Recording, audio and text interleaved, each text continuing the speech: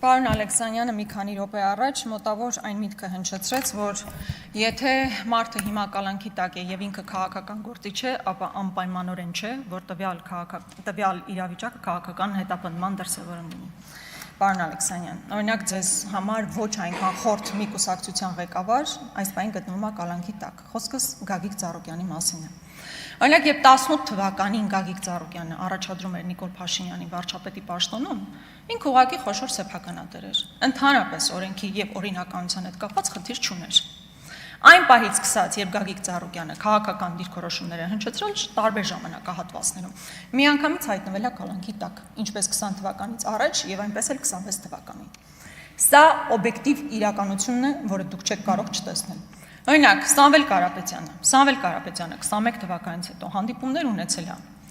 Նիկոլ Փաշինյանի հետ եւ այն պահից սկսած, երբ հնչեցրել է որևէ միտք, որը ձեր քաղաքականությանը հակառակ է, միանգամից հայտնվել է կալանքի տակ։ Եթե այսօր Ռոբերտ Քոչարյանը չզբաղվեր քաղաքականությամբ, նրա նկատմամբ որևէ քրեական հետապնդում չէր լինի։ Այսինքն, ում նկատմամբ հարուցել քրեական գործ բացառապես պայմանավորված է նրանով, տվյալ մարդը քաղաքականության մեջ է, թե չէ,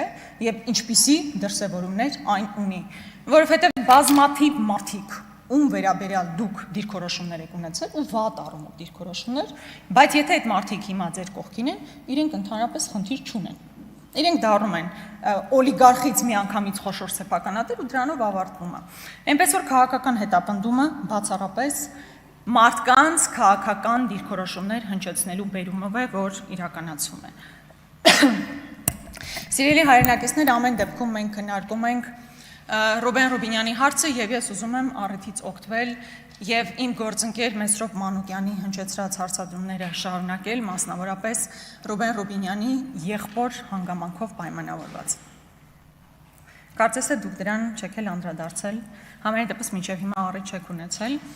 Սիրելի հայրենակիցներ, Ռուբեն Ռուբինյանի եղբայրը, ում ես բնականաբար չեմ ճանաչում, հավանաբար լավ էլ մասնագետ է, նշանակվել է Ամիո բանկի վարչության նախագահի առաջին տեղակալ բիզնես զարգացման գլխավոր տնօրեն։ Առաջին հայացքից ինչ մի խնդիր կա։ Մարդը Ռուբեն Ռուբինյանի եղբայրը նշանակվել է բանկում կարևոր պաշտոնի, ամբողջ հարցը այն է, որ Ամիո բանկի 25%-ը պատկանում է կառավարությանը։ Եվ այն բանից հետո, երբ կառավարությունը 25% մասնաբաժին է ձեռք բերում Ամիո բանկում, այդ պահից հետո է, որ Ռուբեն Ռուբինյանի եղբայրը նշանակվում է տվյալ բանկում բարձրաստիճան պաշտոնյա։ Ռուբեն Ռուբինյանի եղբայրը նաև հանդիսանում է Viva Armenia կառավարման մարմնի անդամ։ Էլի առաջին հայացքից ինչ խնդիր կա, որ հիմա Viva Armenia-ում տվյալ մարդը որոշակի պաշտոն է զբաղեցնում։ Ամբողջ խնդիրը այն է, որ Viva Armenia-ում կառավարությունը ունի 20% մասնաբաժին։ Եվ այն գործարքից հետո, երբ Viva MTS-ը վաճառվում է եւ Viva Armenia է դառնում եւ կառավարությունը այնտեղ 20% է ձեռք բերում, դրանից հետո Ռուբեն Ռուբինյանի եղբայրը Հարգարժան Լևոն Ռուբինյանը նշանակվում է այնտեղ պաշտոնի։ Սա ձեզ մոտ որևէ հարց չի առաջացնում, քաղաքական հովանավորչության խնդիր չեք տեսնում։ Մենք բոլորս այս օրերին իհարկե կանդրադառնանք, բայց կենտրոնացել ենք Հայկ Կոնջորյանի կնոջ հետ կապված հարցին, ով նշանակվել է Հայպոստում տնօրեն եւ բավականին բարձր աշխատավարձ ստանում, ինչը նորմալ է, բա պետք է խոսենք։ Բայց նաեւ պարոն Ռուբինյան, դուք պետք է այս ամբիոնից ասեք, թե ոնց է ստացվել, որ ձեր եղբայրը նման աննախադեպ հաջողություններ է գրանցում այն կազմակերպություններում, որտեղ կառավարությունը որոշակի մասնաբաժին է ձեռք բերում։ Իմիջիայլոց այս խնդիրը եզակի չէ, եւ կան նաեւ այլ պաշտոնյաներ, ովքեր նույն ուղով են գնացել։ Օրինակ, Արարատ Միրզոյանի կինը հանդիսանում է ներդրումների աջակցման կենտրոն հիմնադրամի ղեկավար։ Որպեսզի մոտավոր պատկերացնեք սա ինչ է, դա Անիվ հիմնադրամի քույր կազմակերպությունն է։ Հիշում ենք բոլորս Անիվ հիմնադրամով մոտ 25 միլիարդ վատնված գումարները։ Հիմա վատնեցին, Ավինյանը հանգիստ իր համար հիմա այլ մուլտի վելնեսն է խլում ու դրանից մեծ գոհունակությամբ հայտարարություններ անում, հիմա ստեղծել են այլ հիմնադրամ եւ ով պետք է ղեկավարի այդ հիմնադրամը, իհարկե որևէ պաշտոնյայի կին, այս դեպքում Արարատ Միրզոյանի կինը։ Ես իհարկե բացարձակ խնդիր չունեմ ոչ Արադ Միրզոյանի կնոջ հետ, ոչ Լևոն Ռուբինյանի հետ եւ մնացածի, կարող լավ են մարդիկ են, լավ են մասնագետներ են։ Բայց այդ ո՞նց է ստացվում, որ հենց պետությունը, կառավարությունը որոշակի մասնաբաժին է ձեռք բերում, այնտեղ գնում են բարձր աշխատավարձով, սա շատ կարևոր է, բարձր աշխատավարձով պաշտոններ են զբաղեցնում։ Նման մի բան հավանաբար հիշում եք, երբ որ Ալեն Սիմոնյանի եղբայրը կազմակերպությունը այս բանի լավ չեմ հիշում, բավականին Եվրոասֆալտը, այո, բավականին մեծ տենդերներ էր շահում։ Բավականին մեծ տենդերներ էր շահում, որ պահին Ալեն Սիմոնյանի եղբայրը այդ ղեկավարի պաշտոնից դուրս եկավ, այդ կազմակերպությունը հիմա սնանկացման եզրին է։ Այսինքն սնանկացման process-ը հիմա գնում, այդքան կարևոր ֆիգուրներ են մեր պետության բարձրաստիճան պաշտոնյաների հարազատները, որ եթե իրենք ղեկավարում են, փայլուն է, դուրս են գալիս միանգամից սնանկանում է։ Գարիկ Սարգսյանն այստեղ չի։ Ուզում էի հարցնել քերին ոնց է տենդերների մասին հիշեցինք։ Նորմալ տենդերներով ապահովում է իր քերուն, թե չէ, բայց դրա մասին կխոսենք։ Քանի որ այդ պետական մասնաբաժնով կազմակերպությունների մասին նաև խոսեցինք,